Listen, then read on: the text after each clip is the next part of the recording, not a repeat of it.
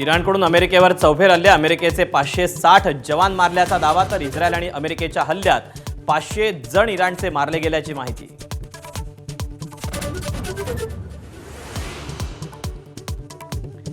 अपघातात अडकलेल्या भारतीयांसाठी लवकरच मोठं ऑपरेशन राबवणार, नौदल आणि वायुदल अलर्टवर. देशभरातील 30,000हून अधिक नागरिक युद्धक्षेत्रात अडकल्याची माहिती.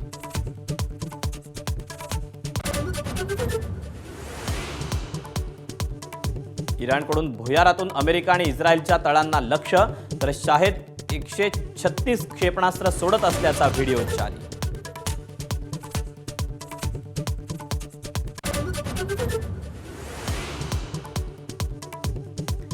आखाती देशातील युद्धाचा व्यापाराला फटका, जेएनपी बंदरात 150 कोटींचा शेतमाल अडकला. येत्या 2 ते 3 दिवसात युद्ध न थांबल्यास व्यापाऱ्यांचं मोठं नुकसान होण्याची शक्यता.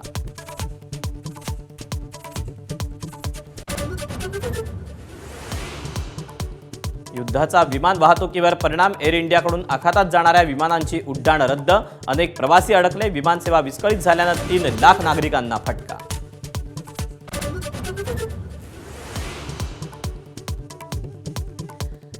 भारताचं नेहमीच शांतता आणि स्थैर्याचं आवाहन, चर्चा आणि मुत्सद्देगिरीतूनच मार्ग निघू शकतो. सबंध मानव जातीसाठी दहशतवाद हे आव्हान, युद्धाच्या पार्श्वभूमीवर पंतप्रधान नरेंद्र मोदींचं आवाहन.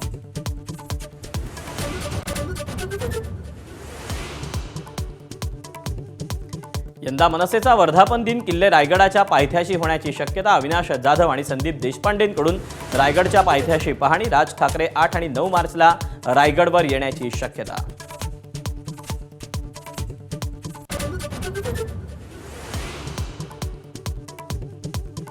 माजी खासदार आणि माजी कुलगुरू डॉक्टर जनार्दन वाघमारे यांचं वयाच्या 91व्या वर्षी निधन.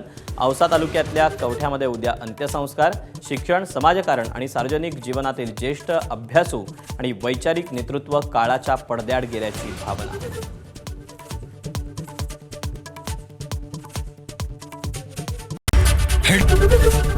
एबीपी माझा, उघडा डोळे बघा नीट.